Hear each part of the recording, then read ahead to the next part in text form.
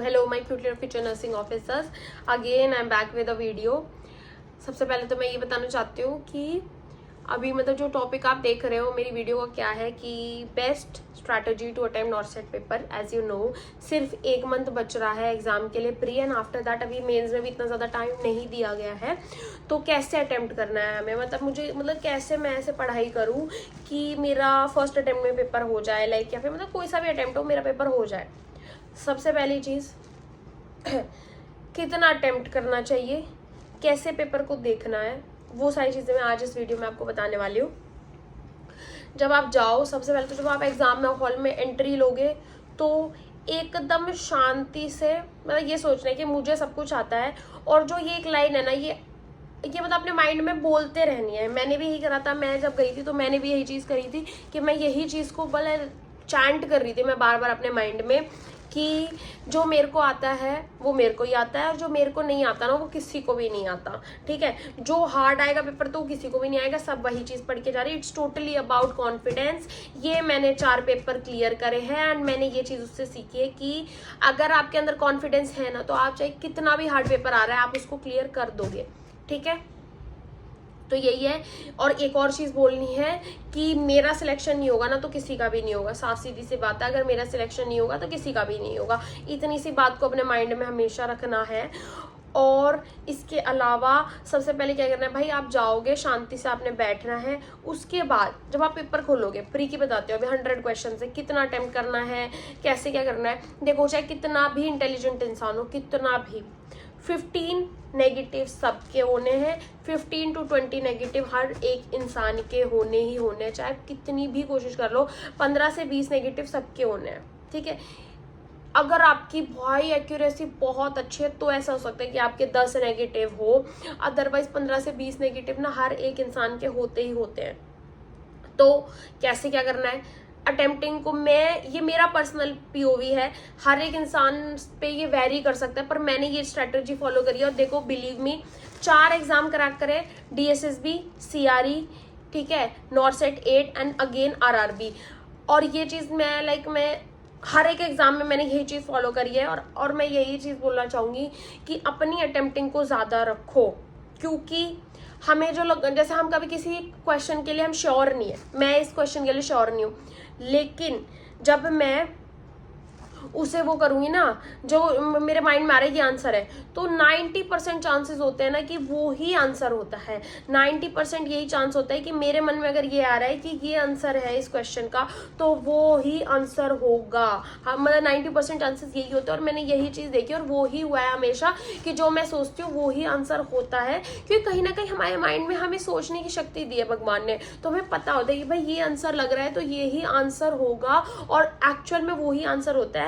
और उसी की वजह से देखो मैंने 4 एग्जाम क्लियर करे। I am not flaunting it, but या मैं कुछ फ्लेक्स नहीं कर रही, बट देखो जो चीज़ है I have cleared 4 exams, experience है मेरे पास, और वो भी फर्स्ट अटेम्प्ट में करे। ऐसा नहीं है मैं भाई दूसरा तीसरा अटेम्प्ट है, मैं फर्स्ट अटेम्प्ट में करे। तो मैं कोई चीज़ अगर बोल रही हूँ तो दैट मीन्स वो वैल्यूएबल है, मैं उस चीज़ से निकली हूँ, एक्सपीरियंस बोलता है। मुझे भी किसी एक्सपीरियंस वाले इंसान ने ही चीज़ें बताई थी, तो दैट इज़ वाई मैं ये कह रही हूँ कि अटेम्प्टिंग को ज़्यादा रखना है। जो आंसर आपके मन में पहले आया, मैं क्वेश्चन के लिए श्योर नहीं हूँ, मैंने देखा आई एम डाउटफुल, बट जो मेरे को पहले आंसर आया ना उसके दिमाग में मेरे आंसर आया कि भाई C इसका आंसर है, तो मैं C से ही स्टिक करूंगी। I will not change my answer, I will not change my answer, चाहे कुछ भी हो जाए।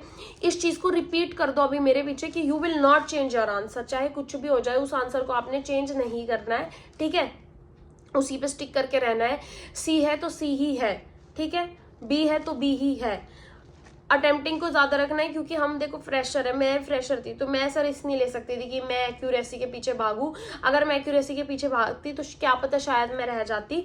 तो इसलिए मेरा ये मानना है हमेशा अपनी अटेम्प्टिंग को ज़्यादा रखना है। जितना ज़्यादा अटेम्प्टिंग को रखोगे उतना ज़्यादा बेनिफिट ऑफ डाउट आपको मिलेगा, उतना ज़्यादा आपके क्वेश्चन ठीक होने के चांसेस हो जाएंगे।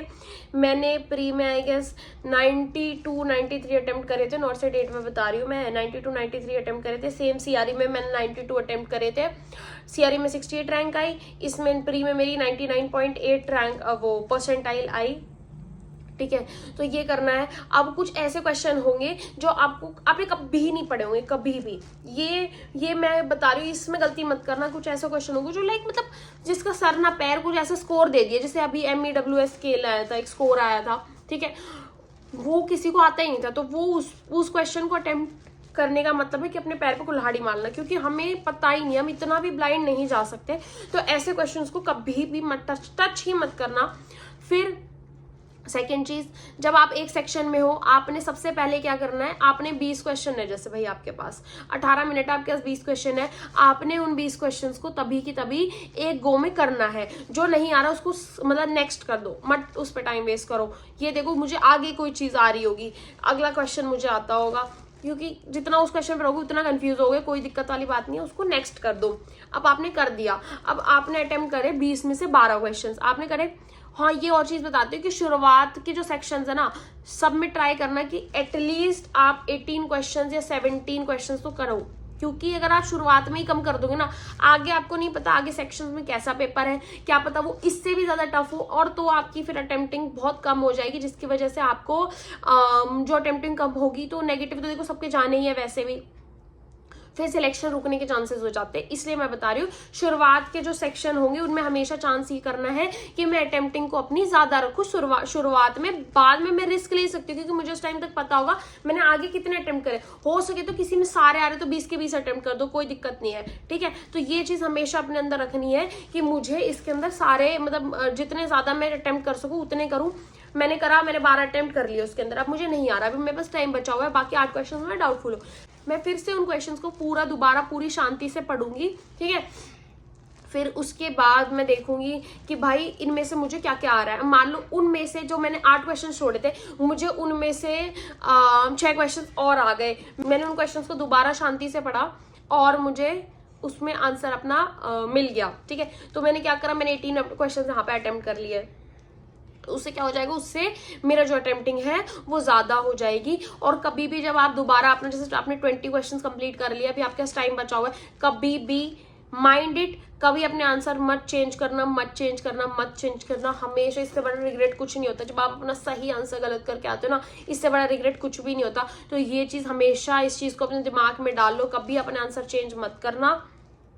फिर आपने देख लिया, अब कुछ ऐसे क्वेश्चन आ गए जो भाई आते ही नहीं, उनको तो बिल्कुल टच करना ही नहीं है। अब आ गए अपने सेकंड सेक्शन में भी यही चीज करनी है कि भाई पहले एक बार गो थ्रू कर देना है, और उसके बाद एक बार गो थ्रू कर दिया, उसके बाद जो नहीं आता उसको फिर शांति से, क्योंकि अब आपके पास ये कि अब आपके मेरे पास भाई ये 7-8 क्वेश्चन है जो मुझे नहीं आते, बाकी मेरे को आते हैं, मैंने कर दिए है ना। अभी 7-8 क्वेश्चन जो नहीं आते, इनको ही मेरे को शांति से पढ़ना है। तो आपके पास एक काफी अच्छा टाइम होगा, काफी अच्छा सोचने की शक्ति होगी, बहुत ज्यादा, मतलब आप सोच सकते हो उस टाइम पे बहुत अच्छे से। तो ये चीज अच्छे से उस टाइम पे सोचना और फिर उनको अटेम्प्ट करना। तो ऐसे ही मतलब स्टार्टिंग में आपको अटेम्प्टिंग अपनी ज्यादा रखनी है। एट लास्ट में अगर बाय चांस लास्ट में पेपर थोड़ा हार्ड भी आता है तो आप रिस्क ले सकते हो। शुरुआत में ही आपने कम अटेम्प्टिंग कर दी तो लास्ट में आपको आते आते अगर नहीं भी आते होंगे तो भी आपको अटेम्प्ट करने पड़ेंगे। क्यों? क्योंकि भाई आपकी अटेम्प्टिंग कम हो जाएगी।